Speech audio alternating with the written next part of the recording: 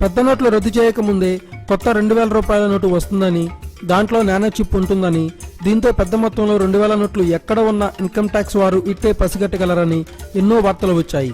పెద్ద నోట్లు రద్దు చేయడంతో 2000 నోట్లను మార్కెట్లో ప్రవేశపెట్టారు. తీరా చూస్తే అందులో నానో చిప్ లేదని తేలిపోయింది. ఇప్పుడు ఈ నోటు గురించి మరో కొత్త విషయం బయటకు వచ్చింది. అందులో P32 అనే రేడియో ధార్మిక ఫాస్ఫరస్ ఐసోటోప్ ఉందన్న విషయం ఇప్పుడు సంచలనం సృష్టిస్తుంది.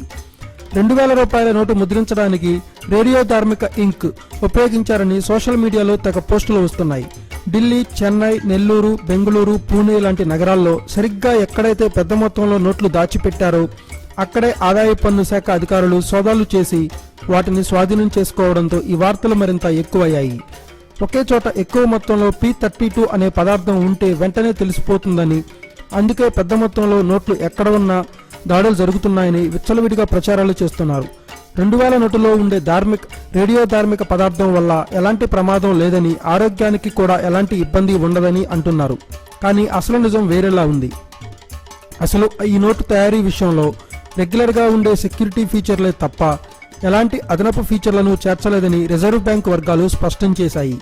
అలాగే నోటు ముద్రణకు రేడియో ధార్మిక ఇంక్ వాడారన్నది కూడా ఉత్త వదంతి మాత్రమేనని తేల్చేసింది RBI.